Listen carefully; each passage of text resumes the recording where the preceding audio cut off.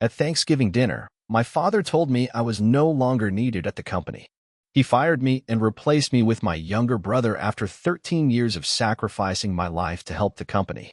So I left quietly, but what happened next was rather unbelievable. I will tell you how everything happened. First, let me thank you for your continuous support. We are on a journey to our first 1,000 subscribers. If you love stories like this one, support us by subscribing to this channel and commenting where you are watching us from. It will be great to hear from you. Now let's jump into the details of what happened. I'm Mark Keller, and for the last 13 years, I've lived and breathed the business my father built. As the chief operating officer of Keller Enterprises, I was the one who made sure every deal closed and every client stayed happy, even when the market turned cold or competitors circled like sharks. I'd worked my way up from the ground floor, proving my worth day after day and earning a reputation for being the calm in any storm. My father, Harold Keller, was the face of the company, but I was the backbone. I managed our biggest accounts, I negotiated the toughest contracts, and I never missed a beat. It wasn't just a job, it was my life.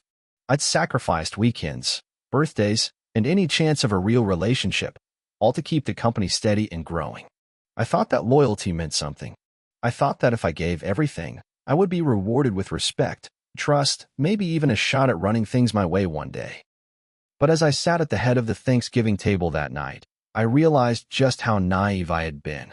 My younger brother, Alex, sat across from me, his suit as crisp as the smirk he wore. Alex had always been the golden child, charming, handsome, and quick to flash a smile when it served him. He was good at the big talk, but he had never had to scrape his knuckles in the trenches like I had.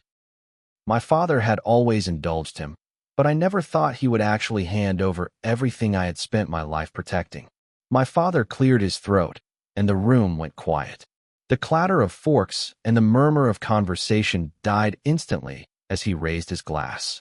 My mother shifted in her seat, her eyes flicking nervously between me and my father, sensing the tension even before the words left his mouth. My father's face was impassive, his expression carved in stone as he said, "I have an announcement." My pulse quickened, and I felt a sudden chill despite the warmth of the room. The words that followed were like a blade to my gut. Effective immediately, Alex will be taking over your role at the company. I stared at him, my mouth dry, the words sinking in like poison. My father's tone was calm, almost rehearsed, and the finality in his voice left no room for argument. My brother's smirk widened, his fingers drumming lightly on the table, as if he had been waiting for this moment his whole life. 13 years of loyalty and sacrifice erased in a single sentence. My father didn't even look at me. He was already moving on, already closing that chapter without a second thought. I took a slow breath, forcing my hands to stay still in my lap. My mind was racing, each thought sharper than the last. All the nights I had spent working late, the deals I had salvaged, the clients I had soothed when they threatened to walk, none of it mattered. I was no longer part of the plan. My father didn't want me anymore, and my brother was all too happy to take my place. Alex raised his glass in a mock toast, his voice dripping with false humility. "I'll make you proud, Dad," he said, his eyes locked on mine. The smugness in his tone was a slap to the face, but I didn't flinch. My mother reached across the table, her fingers brushing my wrist, but I barely felt it. I was too busy reining in the storm brewing inside me. I stood slowly, the chair scraping against the floor, the sound sharp in the sudden silence. My father's eyes flickered, just for a moment, and I saw it. The doubt, the hesitation. But it was too late for him to take it back. He had made his choice, and now it was my turn. "Thank you for dinner," I said, my voice low and steady. My heart was pounding in my chest, but I kept my face calm, my tone polite. I wouldn't give them the satisfaction of seeing me break. I turned and walked out, each step deliberate and sure. I didn't look back. Outside, the November air was cold and bracing, cutting through the anger and betrayal that burned in my chest. I drew in a deep breath, letting the chill settle me, focusing my thoughts into a single, crystal-clear idea. I was done with Keller Enterprises, but I wasn't done with them. My father thought he could replace me with my brother, but he had no idea what I was capable of. He had taught me everything he knew about business, but he had also taught me how to survive. That night, I sat in my apartment overlooking the city, the skyline flickering with 1,000 points of light. I poured myself a drink, the whiskey smooth and sharp on my tongue. I thought of all the deals I had closed, all the clients who had trusted me, not my father, to steer them right. I thought of every sacrifice I had made for a company that had never really been mine. I realized then that it didn't matter. I didn't need their approval. I didn't need their table. I had the knowledge, the relationships, and the drive to build something of my own. And I would. Not to prove anything to them, but to prove it to myself. I picked up my phone and started scrolling through my contacts. Each name was a potential ally, a potential client, a chance to carve out my own empire. I didn't sleep that night, not because I was angry or hurt, though I was both, but because I was done waiting. My father and brother had taken everything from me, but they had given me something in return, the freedom to strike back. By dawn, I had already drafted my resignation letter. I didn't know them any more than that. They had fired me, and now I was free. My father had no idea what he had unleashed. He had made me expendable, but he had also made me dangerous. I wasn't going to fade away. I was going to take everything they thought they owned and make it mine.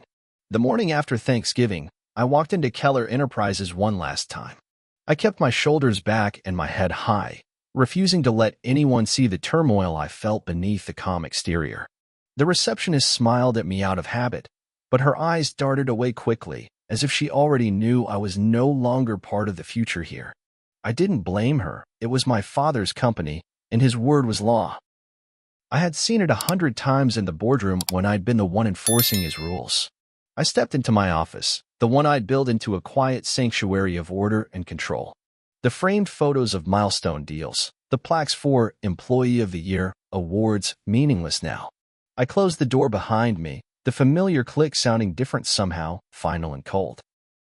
I took one last look around the room I'd spent so many nights in, the room where I'd given everything I had to keep this company alive. My father hadn't even let me pack up my things. He'd sent an email saying my brother would handle it. I sat at my desk and opened my laptop, pulling up the resignation letter I drafted in the small hours of the morning. It was short, to the point. No apologies, no explanations. Just the facts, just the truth. My father had chosen his successor, and now I was choosing mine. I read it one last time, the words a calm middle finger to everything he had done to me. I had sinned. For a moment, the weight of finality settled on my shoulders. 13 years gone in the space of a single keystroke. But then a strange calm washed over me, the kind of clarity that only comes when there's nothing left to lose. I wasn't his puppet anymore. I wasn't a placeholder for my brother's ambitions. I was free. I stood and slipped on my coat, my hand lingering for a second on the doorknob. Then I opened the door and walked out, each step measured and sure. I didn't glance back at my office, didn't stop to say goodbye to anyone. I didn't owe them that. Outside, the cold air bit at my skin, but it was a welcome slap, a reminder that I was alive and that I still had work to do. I had spent my career making sure other people's dreams didn't fall apart. Now it was time to build my own. I spent the next few days working out of a tiny apartment I'd rented on the edge of downtown. The place was nothing compared to the sleek glass towers of Keller Enterprises, but it was mine. I set up a folding table for a desk, propped my laptop on a stack of old law textbooks, and surrounded myself with the quiet I needed to think. I wasn't sure how long it would take to build something real, but I knew one thing. I would build it. And I would do it better than my father ever had. I started making calls, old clients, old contacts, people who had seen the long hours I'd put in and knew I was the one who kept the deals alive. I didn't beg, didn't pitch them on some lofty dream. I just told them the truth.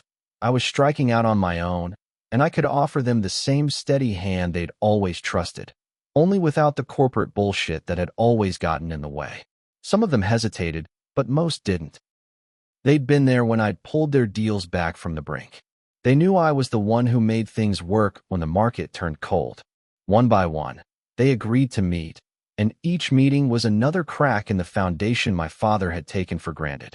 I didn't have the money to rent an office yet, so I met clients in coffee shops and quiet bars, listening more than I talked. I took notes, made promises I knew I could keep, and never once let them see how close to the edge I was. I was running on adrenaline and anger, and it was enough for now. At night, I'd go back to my apartment, exhausted but alive in a way I hadn't felt in years. I wasn't just maintaining someone else's legacy, I was creating my own. My father and brother had no idea what I was capable of without their chains holding me back. They thought they'd cut me loose, but really, they just set me free. The first real break came a week later. One of our biggest clients, someone I'd personally saved from bankruptcy when the pandemic hit, called me. He'd heard I was gone and wanted to know if I was still available. My hand shook as I picked up the phone, but my voice stayed calm. "I'm on my own now," I said. "No corporate red tape. Just me, the way you've always wanted." There was a pause, and then he laughed. "I always knew you were the one holding that place together," he said. "Let's set up a meeting." I hung up the phone, the adrenaline coursing through me like electricity. My father's empire had always been built on the relationships I'd nurtured. He just never realized how fragile his hold on them really was. I didn't sleep much after that. I didn't need to. Every day was a new chance to prove that I wasn't just another cog in the family machine. Every deal I closed was another piece of my own future, another crack in the old man's empire. My brother thought he'd won when he took my place at the table, but he didn't understand that the table was nothing without the people around it. And those people? They were already coming to me. I wasn't just starting over, I was starting a fire, and I was going to watch it burn everything they thought they owned. Within the next 2 weeks, my phone didn't stop buzzing. Word spread faster than I'd expected, and I found myself fielding calls from clients who weren't just curious. They were ready to jump ship. They'd seen me steady the wheel when the storms hit, and they knew I could do it again without the dead weight of Keller Enterprises dragging me down. Each call was another small victory, another sign that I wasn't fighting a losing battle.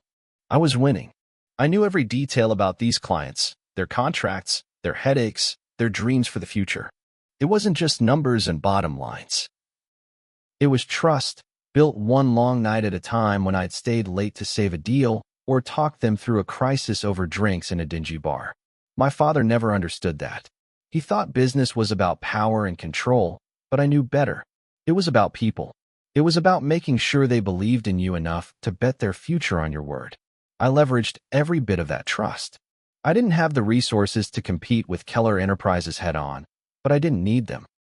I had relationships, and in business, that was more powerful than any office tower or corporate title.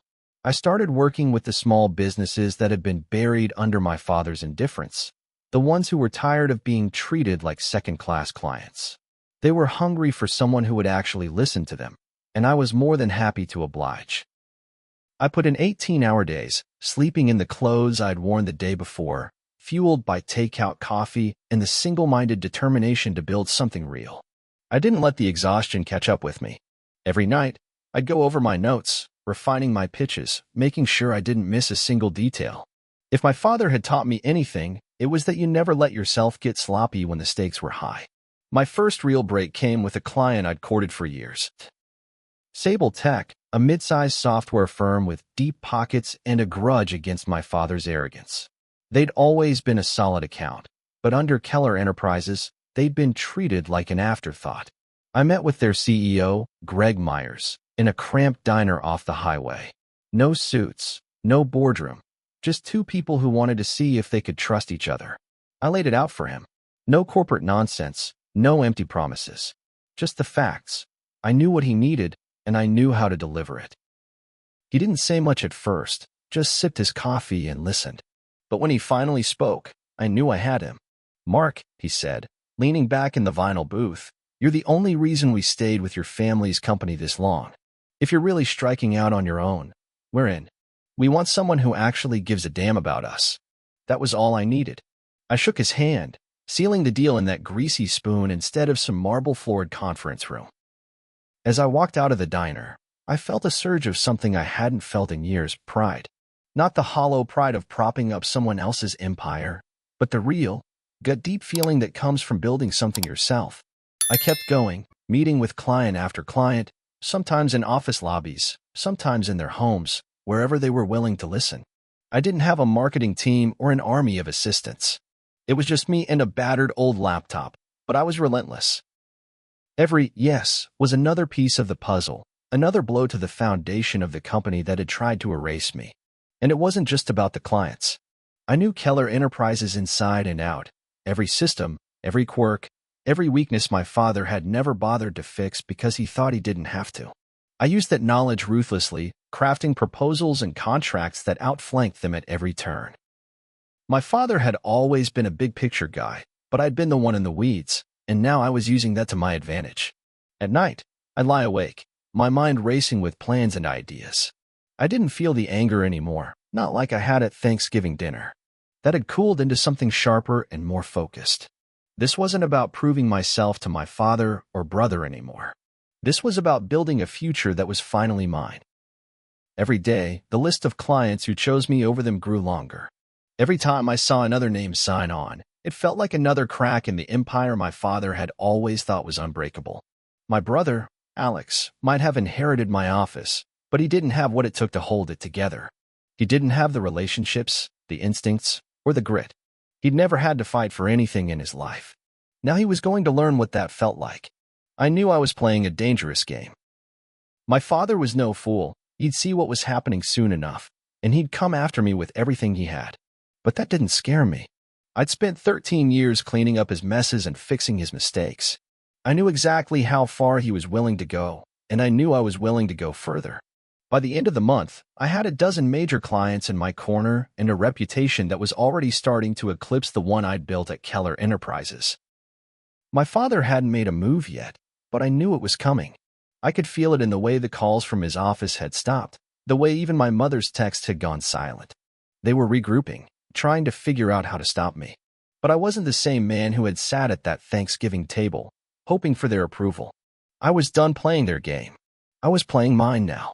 And I wasn't going to stop until I'd taken everything they thought they owned and made it mine.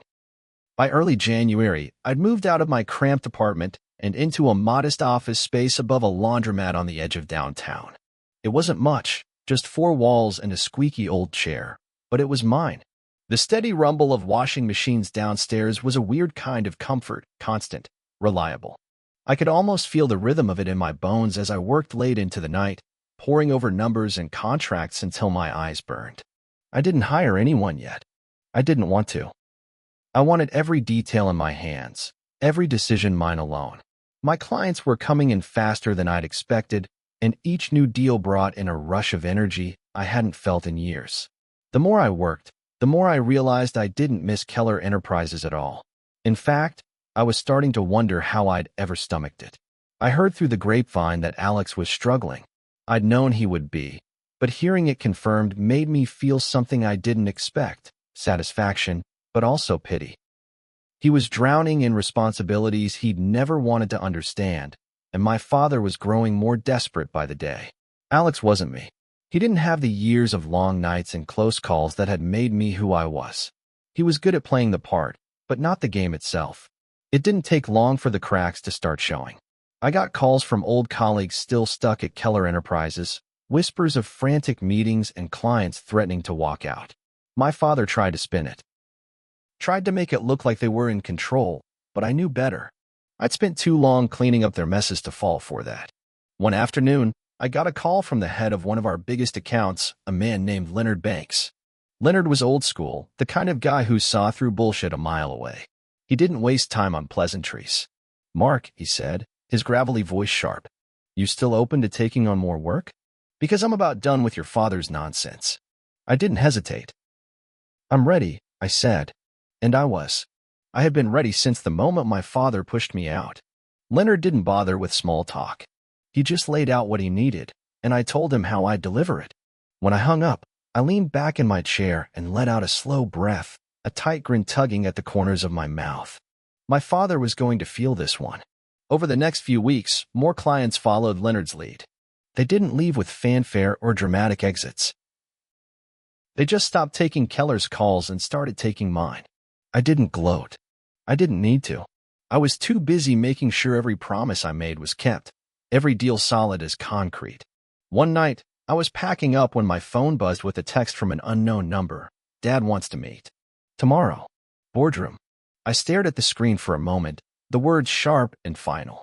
My father never asked for meetings, he demanded them. But this time, he wasn't holding the cards. I was. The next morning, I put on my best suit and walked into the building I'd given so much of my life to. It felt different now, smaller somehow.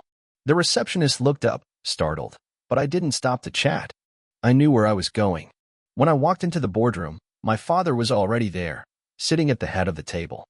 Alex was beside him, his face pale and tense. My father looked up, his eyes hard, but I saw it, the flicker of something else. Doubt, maybe even fear. "Mark," he said, his voice calm. "We need to talk." I sat down across from him, my back straight, my hands steady. "I'm listening." He launched into a practice speech about loyalty and family, how we needed to come together to protect the company's future. He painted a picture of unity and trust, but I saw through it. He was trying to pull me back in, trying to make me feel the weight of the family name. But I didn't feel it anymore. All I felt was a cold resolve. "Let's be clear," I said when he finally stopped. "You fired me at Thanksgiving dinner. You didn't ask for my input, didn't think twice about replacing me. And now that you're losing clients, you want me back? Why would I ever agree to that?" Alex shifted uncomfortably, his eyes flicking to the table. My father's jaw tightened, but he kept his voice level. "You're my son," he said. "This is your legacy too." I leaned forward, letting him see the truth in my eyes. "No," I said. "This was never mine. It was always yours. And you made it clear I wasn't part of it anymore." The silence that followed was heavy, the weight of everything we weren't saying filling the room. My father's expression hardened, but I didn't look away. I wanted him to see that I wasn't the same man he'd tried to break. "I've built something of my own now," I said finally. "Something that's mine, and mine alone. You can't buy that. You can't bully me into giving it up. So, unless you're here to offer me a fair partnership, one where I'm not just another pawn in your game, I think we're done here." My father said nothing, but the flash of anger in his eyes told me everything I needed to know. He wasn't going to change. He never would. I stood, buttoning my jacket with deliberate care. "Good luck, Dad," I said. "You're going to need it." As I walked out of the boardroom, I felt a weight lift off my shoulders I hadn't even realized was still there. For the first time in years, I was done playing by their rules. I was done begging for a seat at their table. I didn't need it. I was building my own. And this time, no one was going to take it away from me. Walking out of that boardroom felt like stepping into a new life. I left the building without a single backward glance, my footsteps echoing in the empty hallways of a place I'd once thought of as home. Outside, the winter air was sharp and biting, but it felt good. It felt like freedom. I went straight back to my office above the laundromat, my sanctuary of scuffed-up floors and whirring washers. I didn't waste time thinking about what my father had said or how Alex had squirmed in his seat, trying to hold on to the power he'd never earned. I was done with them. My focus was on the future, on the growing list of clients who had chosen me over them. But I knew my father wouldn't take this lying down. He'd built his empire through brute force and backroom deals, and he wasn't about to let me walk away with his biggest accounts without a fight. It wasn't long before I started getting the calls, clients telling me about the sudden discounts Keller Enterprises was offering, the new promises of personal service from Alex himself. It was desperate, and I knew it. But it was also dangerous. I didn't let it shake me. I kept my head down and my work tight, making sure every client felt the difference between the smooth talk of a crumbling empire and the steady hand of someone who actually gave a damn. I stayed up late, redrafting contracts and tightening the margins so there was no room for my father to undercut me. And every time a client called to say they were sticking with me, it felt like another nail in the coffin of the old man's kingdom. Then one night, I got a text from Leonard Banks. "He's calling everyone. Pushing hard. Thought you should know." I set the phone down, the knot of anger in my gut twisting tighter. My father wasn't just trying to save his company, he was trying to bury mine. I wasn't surprised. I'd seen him do it to other competitors for years. But this time, he was coming for me. The next morning, I walked into a meeting with a major new client, a law firm that had always been wary of Keller Enterprises' high-pressure tactics. They were considering moving their entire account to me, and I knew this could be the tipping point. I sat down across from the managing partner, a sharp-eyed woman named Julia, and laid out exactly how I would handle their business. No spin, no half-truths, just the hard, clean facts. When I finished, she sat back in her chair, studying me. "You know," she said, her voice quiet but firm, Your father called me this morning. Told me you were in over your head, that you'd fold under the pressure. I didn't flinch. I met her gaze, steady and unblinking. He's wrong, I said. I've been the one holding his company together for over a decade, and I'm done doing it for someone who doesn't value what I bring to the table. Julia didn't say anything right away.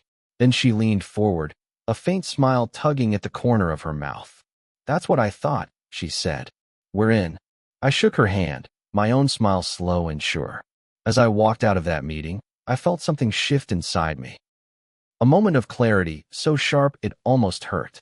My father could make all the calls he wanted, but he couldn't change the truth. And the truth was, I wasn't in over my head. I was exactly where I was meant to be. The next day, my father called me directly. His voice was calm, but I could hear the strain underneath. Mark, he said, this is your last chance. Come back, and I'll make sure you have a real stake in the company. No games. No more talk of replacements. I let out a slow breath, the final pieces of the man he'd once been falling away in my mind. It's too late for that, Dad, I said quietly. You taught me everything I know about business, but you never taught me how to crawl back to someone who doesn't respect me. There was a pause, and then he said, almost sadly, you're making a mistake. I hung up the phone without another word.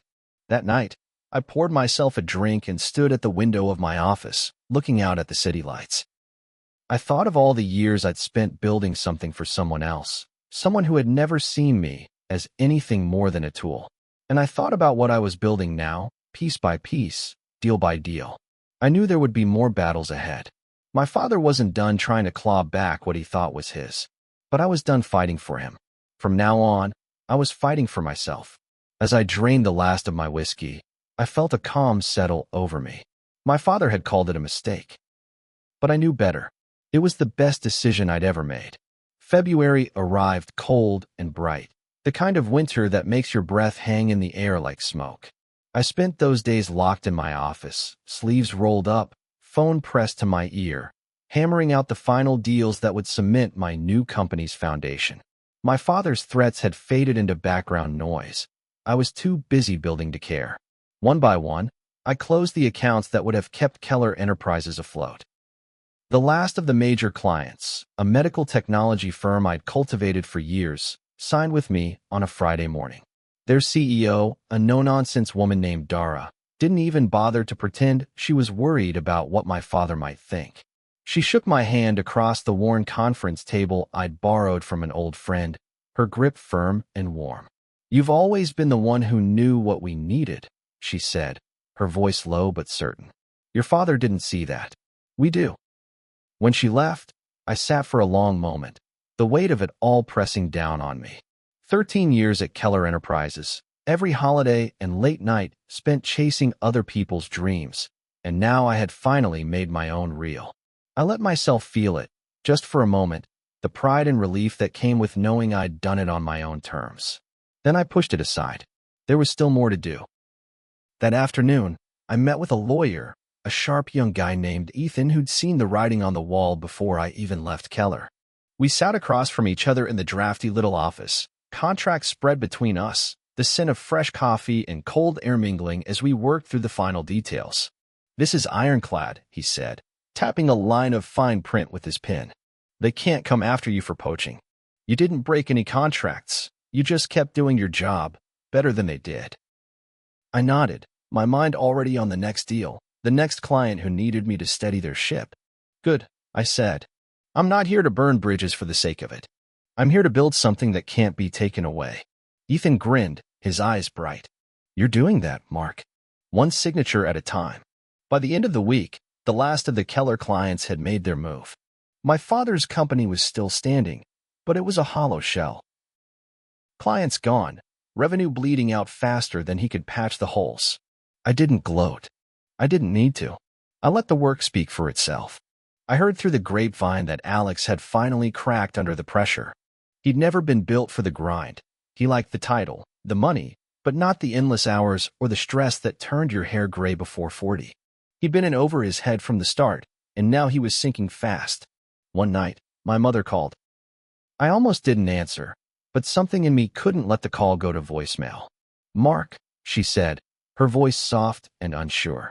Your father, he doesn't know what to do. Alex is a wreck. He's not well. I closed my eyes, the pain sharp but clean.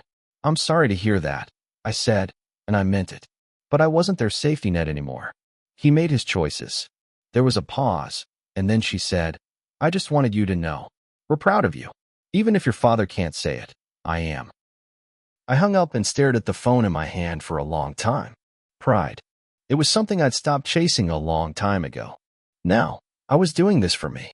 By March, I had an office in a real building, not just a rented room above the laundromat. It wasn't glamorous, just a narrow suite in a red brick building downtown, but it was mine. I hired a small team, people I trusted, people who'd been burned by the same corporate arrogance I had. We worked long hours, but the energy was electric. There were no politics here, no empty promises. Just the work, done right. My father tried one last time. He showed up at my office unannounced, his suit impeccable as always, his face a mask of calm control. But I saw the strain in his eyes, the knowledge that he was standing in the empire I'd built from the ruins of his. You're doing well, he said, his voice even. I see that. I didn't offer him a seat. I didn't offer him coffee. I am, I said simply. He studied me, his jaw working as if he were chewing on the words he didn't want to say. I didn't think you had it in you, he said finally. I thought you were too careful, too willing to play by the rules. I smiled, but there was no humor in it. You were right. I was careful, but that's exactly why I won. He nodded once, a slow, grudging respect in his eyes. Well, he said, I suppose this is where we leave it then. I didn't answer. I didn't need to. When he left, I sat back at my desk and took a long breath. My office was quiet except for the distant hum of the city outside the window. The winter light was sharp and clear, and in that light, everything seemed possible. I didn't know what the future would bring. I didn't know if my father's company would survive or if Alex would find a way to stand on his own. But I knew one thing with absolute certainty. I had built something real, and no one could ever take that from me. I stood and walked to the window, the city sprawling out below me like a promise. My hands were steady. My heart was calm. This was my empire now, and I was just getting started. If you enjoyed this journey of betrayal and triumph, don't forget to like, comment, and subscribe. Hit that bell icon so you never miss out on my next high-stakes revenge story. Drop a comment below and let me know, what would you have done if your family betrayed you? Let's talk about it. See you soon in our next story.